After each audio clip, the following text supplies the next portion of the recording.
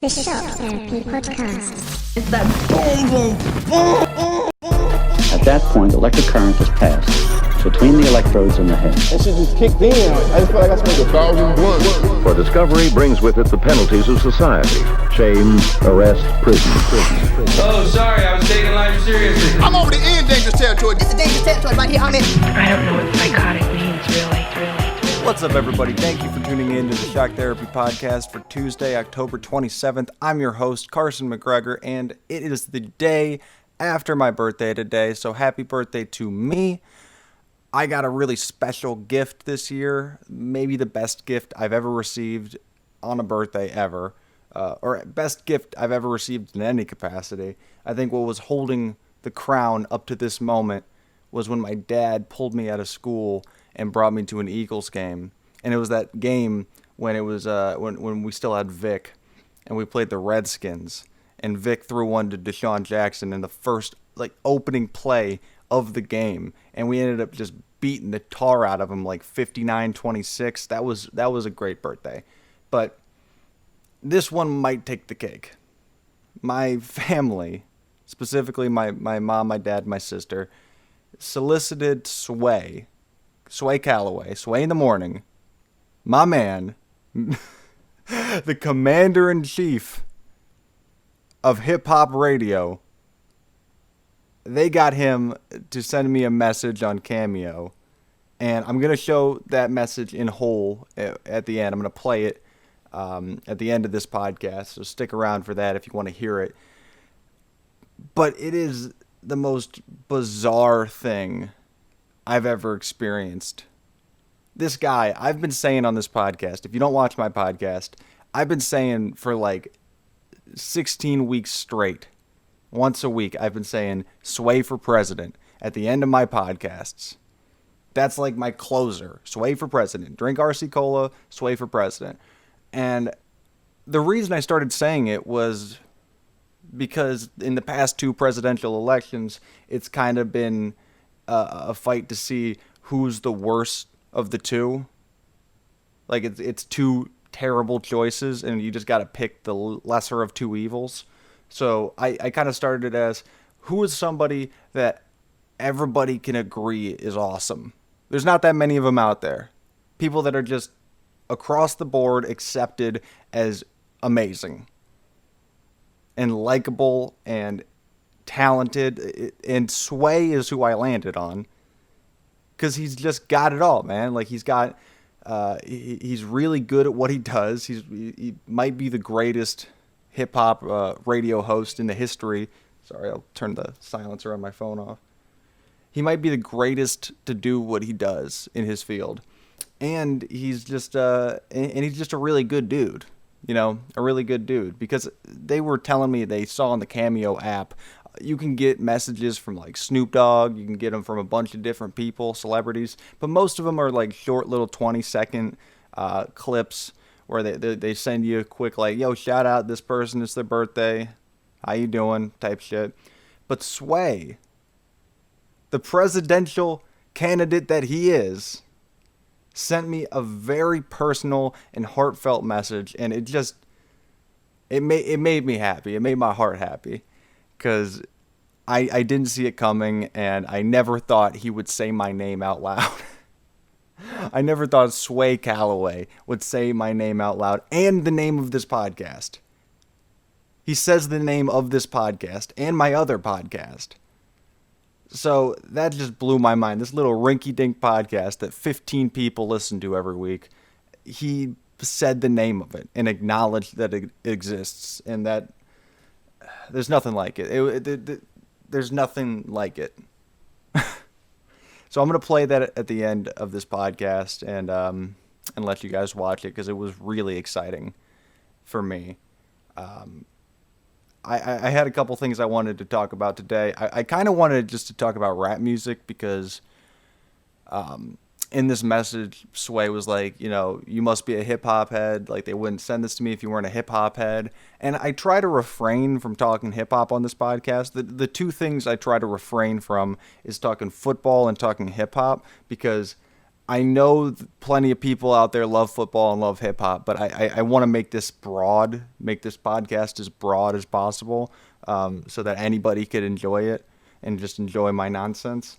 So I try to stay away from those two topics, but I think at one point I'll put out an episode that's like all hip hop shit, just all like my favorite hip hop stuff, and you give you guys a rundown of what you need to get hip to if you're not hip already. As a part of the message, he said one of his favorite groups back in the day when he was coming up was Organized Confusion. And I listened to some Organized Confusion just to, kind of get educated on it, because I knew who Pharaoh Monch was, but I didn't really have a full history on the group, know too much about the group. I'm going to kind of go off topic here for a second. A group I've only recently become aware of that it ever existed was this early 2000s group called the Weathermen. And I kind of became aware of them because I was listening to this Wu-Tang Meets the Indie Culture album, where like the Wu-Tang Clan kind of teamed up with some underground artists. Like they got R.A. the Rugged Man on there. They got Del the Funky Homo Sapien on there. They got they got a bunch of kind of underground guys at the time of the album's creation. And one of the features, and the song I listened to first that got me hip to the album, was a song called "Preservation" with Aesop Rock and Del the Funky Homo Sapien. And at the beginning of Aesop's verse, he goes like they're doing the shout outs and stuff. You know how you like shout out all your people at the before you start the verse, before it comes in. And he said like Weatherman, like shout out Weatherman. And doing a little bit more research on Aesop himself, I went back and I was like, oh shit, he was part of this group. It's hard to find anything about them. Like, they were very underground, super duper underground. The first thing that comes up when you type in the Weatherman like group is like the political group, like the movement. And that's what they got their name from, was this like political movement. But you type in rap group the Weatherman, and it's a really interesting little clique of like LP from Run the Jewels. Cage is like the main he's like kind of the founder, or like one of the main founders of the group, and then just like a smattering of other like real small time indie New York guys, or like Michigan guys. I think there was I think that's part of the reason the group didn't work out, is because they had members from like 4 different localities all coming together, which that doesn't make any sense. It's really hard to be an established group and tour and shit when you're all in different places completely. I don't know why I started talking about that. I thought I would give you something to listen to if you like underground hip hop and you're looking for something completely different than you've ever heard before, because it is some interesting music. It's great rhymes. If you know who LP and Aesop Rock are, then you'll kind of get the gist of what they do, of what this group does. It's very lyrically dense. But no, go check it out. Enjoy yourself. Find some new music. I didn't really get too deep in them, because I found out over time listening that Aesop, who is my favorite of all these people that are listed as group members, is barely in the group. Like, he barely shows up for songs. Like, I think their first album, like their only full release album, he's not even on it. So yeah, that was kind of my attraction initially, was just Aesop Rock, and he's not really a huge part of it. So I don't know, didn't really want to get too deep into it. What I wanted to talk about for real though, because I do say sway for president at the end of all these podcasts, and I wanted to talk about my voting process, because I went out and I voted. I did the right thing. I did what every fucking social media outlet is telling me to do right now. Every goddamn celebrity, content creator, everybody in the world's just like, go out and vote, exercise your right to vote. And I did. I didn't do the mail-in thing. I was going to wait till the 3rd and actually wait till the election day itself. But my parents were like, hey, we're going out to vote early. Do you want to come with us? And I said yes. And we go to this place. Now, I'm in Powhatan County, Virginia. That's where I reside, and that's where my voting district is. So we go to this little place. Looks like a public building of some sort, maybe a school, and maybe the back entrance of a school. That's what it kind of felt like to me. A very small school. There was a baseball field there and shit. It felt like a school. And there is this line of cars. This little narrow road with a right turn, and that's where the right turn is where you gotta go to drive up to this voting tent. And it is 30 deep with cars all along this road to get to that turn. So we're gonna be waiting for a while. That's kind of what we figure. We're like, all right, this is going to take a little longer than we expected, but fuck it. It's voting. How long can it take for a person to vote? They just write the thing down, mark the bubble, move on. And I did not realize how the lack of a sense of urgency that some people have in this world, because it was present. It was very much present. We were behind 30 cars when we started. I would have to guess and say 30. And it took fucking 10 minutes to move at certain points. 10 minutes to move one car length forward. So that means it was 10 minutes for one person to vote. That seems a little long. I mean, even if you're pondering it for 2 minutes, what are the other 8 minutes? It was baffling to me. It was fucking baffling to me. And we can't see the voting tent because it's a right turn we got to make, and we're not to that turn yet. So we're just in this line of cars being like, what the fuck is taking so long? We eventually get to the turn where we can see the voting tent ahead. There's probably, at this point, 6 people in front of us. And we're seeing why it's taking so long. I mean, first of all, they can only do one car at a time. They got a lot of volunteers, but when we get to them eventually, they tell us why. It's for the security of the ballot and the safety of poll workers, that they can't, in this situation with COVID, and they're doing it out of people's cars, drive-through style, they can't do more than one at a time. It's just against the rules. I don't know. So they're doing one car at a time, and every fucking old son of a bitch is taking their sweet time. They're taking their sweet, sweet time. My dad even made the comment, he said, this feels like voter suppression. That they gotta know, the Trump people gotta know that young people in general are more liberal. That's, just demographics. Young people in general are more likely to be liberal and in turn more likely to vote for Joe Biden. So I think they figure if we stop up these places and make it painful, make it like the DMV, like a busy DMV waiting room to vote, we're going to get all these millennials to not vote. Gonna get all these fucking impatient millennial fucks to not vote.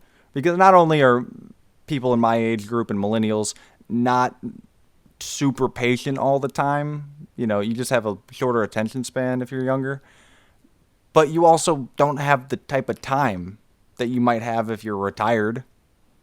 If you're like an old dude that's retired. I know I don't. I've got 2 jobs. I make 2 podcasts. I got shit to do. I go to school. I got shit to do. I can't just be waiting around in lines all day. It's not my prerogative. So if my parents weren't there, if I hadn't kind of just been lumped into this situation, I probably wouldn't have waited. Now, I still would have voted. I still would have maybe come back another day, maybe just said fuck it, voted by mail. One of these other options I would have done. But it kind of felt like voter suppression. I'm sure that's not what it actually was, but that's what it felt like. I think that, I trash Chick-fil-A pretty frequently on this podcast because I don't like them as an organization, just ideologically. But if they had the people who run Chick-fil-A's drive-thru running this shit, you would be out of there in 5 minutes and have nuggets on the way out. That's how it should be. You should be in, out, make your selection, grab your fucking diet lemonade, and be on with your day. It doesn't have to be so fucking painful. Because there was this old fuck, right? He was at the front of the line. We're seeing him. We had just made this turn so we could see the tent. We could see who's pulling up. And he's in one of these Jeeps. One of those Jeeps that has, like, no windows or doors. Just like an open-air Jeep. Which is the dumbest fucking car. Because, like, what if it gets cold? What if it starts raining? Then you just look stupid. Then you look fucking stupid, dude. People that got those open-air Jeeps, I don't get it. I mean, I'm not trying to trash you guys or anything. But just, I don't get it. Like, just put some goddamn doors on it. Wait till you can get a convertible. Just wait till you can afford a convertible. If you never can, that's your life. That's the life you gotta live. You don't get to have an open air type of car. Fucking open air Jeeps. I'm just more mad at this guy, not at the car itself. But he gets out because you have the option to either give your ballot to the poll worker so they can scan it for you. You watch them scan it. Or you get out and you scan it yourself. And the amount of people that needed to get out and scan it themselves and take an extra 2 minutes it blew my mind. Why? You're watching them put it in the same machine that you're gonna put it into. Why do you need to get out of your car and do it yourself? But this guy, he was insistent. He needed to get out of his car, get out of his fucking Jeep, which was pretty easy because there's no fucking doors on the thing. He just slides right out.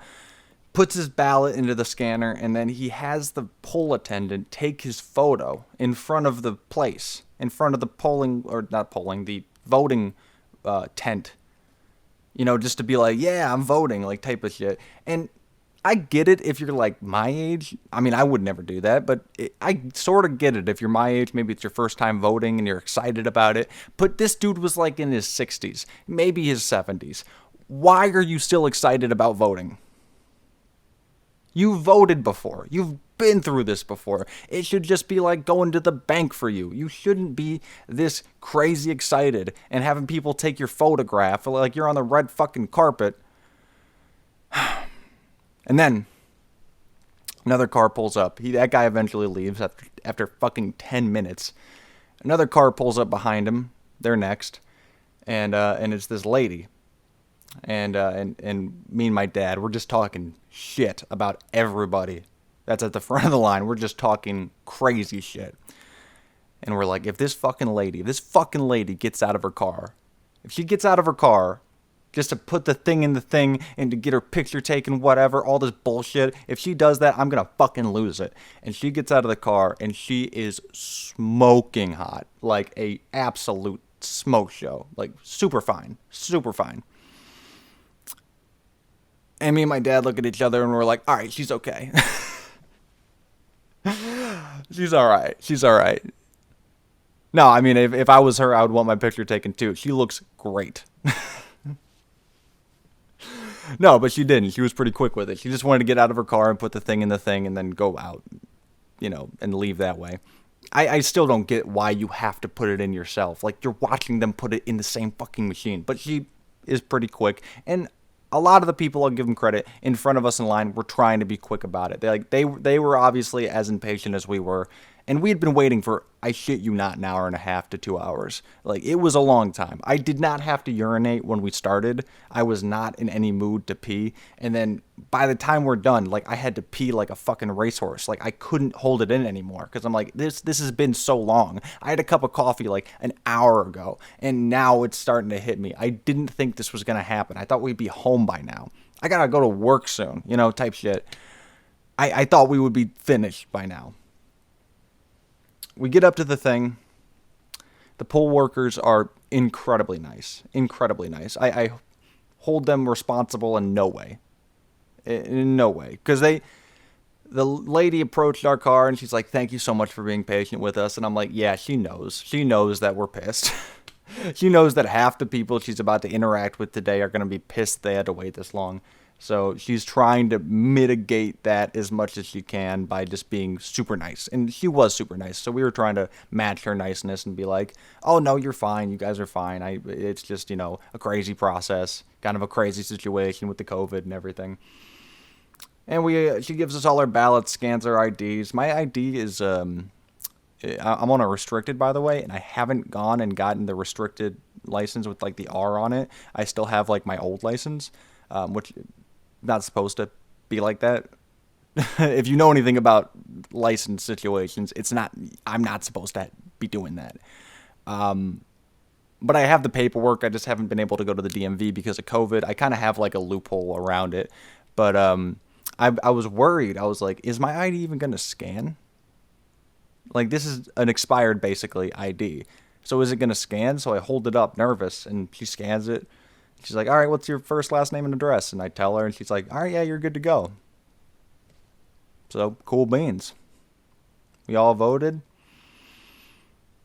If you want to know who I voted for, it was not Sway. It was not Sway.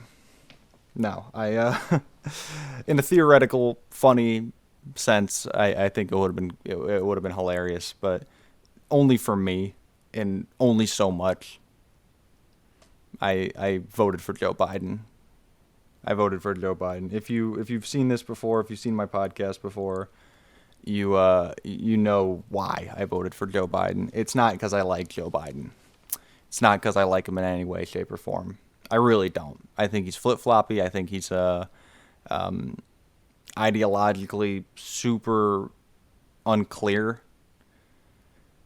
I don't even like the things that he is clear about from time to time. Some of the things that he is super clear about, like the fracking thing, how he like switched up on fracking. Like, dude, fracking is bad. Just take a goddamn stand. But I get it because you have to win the election. That's the thing that's broken about our system, is that if you believe in something, and a lot of the country believes in it, but you have to win this key fucking state, you have to, like, that's so crazy that you have to be against, you can't be against fracking to win Pennsylvania. But most of the other states are pretty aware that fracking is horrible. It's like coal. You want to win West Virginia. Luckily, West Virginia is a red state for the most part. It's not really a key swing state. But if you want to win West Virginia, you got to be a friend of coal. And coal is the worst thing ever. Coal is a terrible type of energy. It's super, it pollutes the shit out of the environment. I watched a documentary on it. They have these big sludge pots. When they mine coal. You have the coal mine, and they need tons and tons of water to make it work, because they got to cool down the pipes that they're heating up the coal in. And so they need just tons of water, thousands and thousands of gallons of water every minute. And they reuse a lot of the water, and then a lot of it goes off in steam, which thus becomes pollution because it has all these like harmful chemicals in it, and then it goes into people's lungs. There's like a school nearby, and all the kids are breathing in this coal air, and they're getting fucking cancer. But they also form these pots of sludge, which are the size of small ponds, or big ponds, just ponds, outside of the facilities, just full of the wastewater, which is just the most toxic shit. It's just water that's filled with harmful chemicals and just pieces of rock, and like you just look at it and it looks like the liquid metal from the Terminator. It kind of looks like that. That's the consistency we're talking about here. Like it looks like if you went in it, you would just like burn, like some type of acid burn that you just fall in, you just die, and you fall down with your thumbs up coming out of it. But why did I start talking about coal? Where the fuck did that come from? Oh, yeah, Joe Biden. Yeah, no, the reason I voted for Joe Biden is just because I think Trump is a fucking... I don't want to get too crazy and, just speak out the side of my mouth and start saying things, but, I mean, Trump's a lunatic. He's just a lunatic. And the thing about the presidential race that's affecting my life, personally, more than anything else right now, is the discourse. And I remember when Obama was president, And I remember the discourse wasn't nearly this, divisive. People were kind of cool with everybody else's political beliefs. People have strong political beliefs, don't get me wrong. And a lot of people didn't like Obama. But I don't know, for the most part, like, since he was a normal president, he was just like a normal dude. Obama supporters, I consider myself somebody that likes Obama. But I can acknowledge his flaws. Like any other president, you could say, like, all right, here's what he did well, here's what he did poorly. I don't think you can really chalk presidents up to being bad or good. Because you could say Bush, like, was a bad president because he got us involved in this war that was super unnecessary just for oil.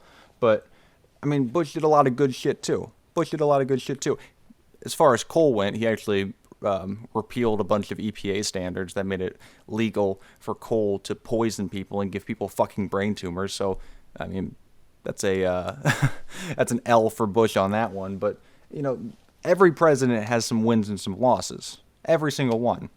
It's not a Republican-Democrat thing. If you're watching this right now, you might think, oh, man, like, he's just a Democrat. He's just a liberal. Well, Nixon, he started the fucking drug war.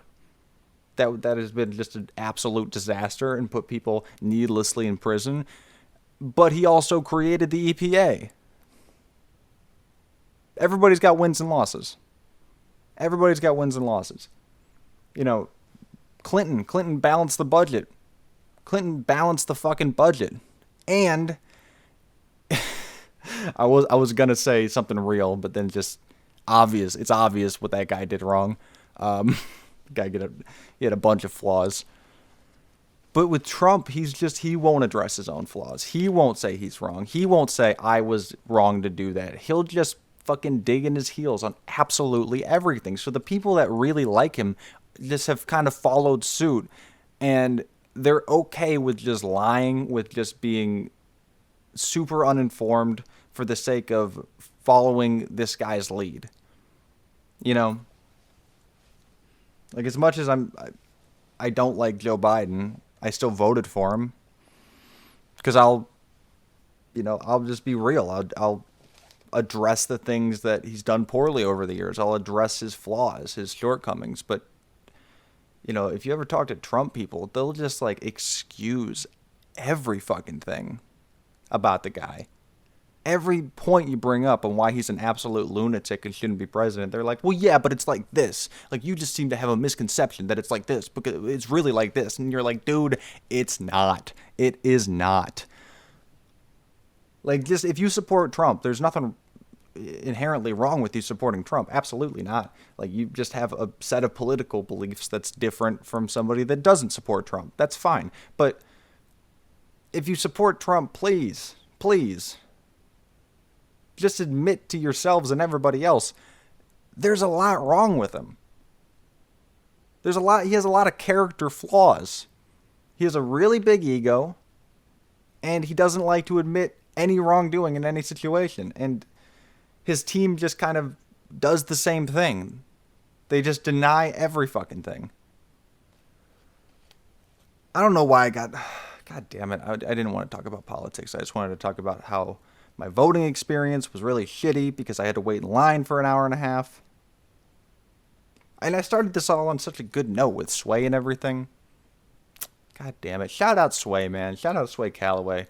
Like, he could have given me like a 30-second message, and he just went all out. He went absolutely all out with it. So, I got to give him a lot of props because he it just really felt personal. And he said the name of my podcast on it, which it just absolutely blew my mind. So I'm gonna wrap it up here and just play the message for you guys. And I hope you guys have a good week. Hope you guys have a good Halloween. Drink RC Cola and fucking Sway Calloway for president. If you don't know who Sway is, you've been watching this, and I say that and you don't know who Sway is. Sway Calloway, Shave 45, Sway in the Morning, the guy with the cool hats. And here he is. Yes, true indeed. Happy Born Day. Salute. Another trip around this earth axis. Another year has passed for this king, Mr. Carson McGregor. My man, salute to you, brother. Happy 21st birthday. Your mom, your dad, your sister Kelsey. Man, they wanted to see if we could connect. I heard you end your Shock Therapy podcast by saying sway for president, man. A vote from you. That's all I need, man. And you make me feel presidential. I know you a hip hop head. They wouldn't even send this to me if you weren't a hip hop head. So salute to your family. And also, man, I want to say I'm proud of you. You know, we all face adversities in life. We have these ups and downs, man. I got my story to tell. I know you got a story to tell, but I want to say congratulations on being sober too. All right, that's how we want to be, live our best lives, you know, to the highest, most quality. Couple things I shared with you. I don't even think I ever talked about. Maybe I have, but one of my favorite rhymes was Super Rhymes. You know, one of my favorite rappers was Jimmy Spicer, then Melly Mel. You know, and Pharoah Monch from Organized Confusion when I was coming up.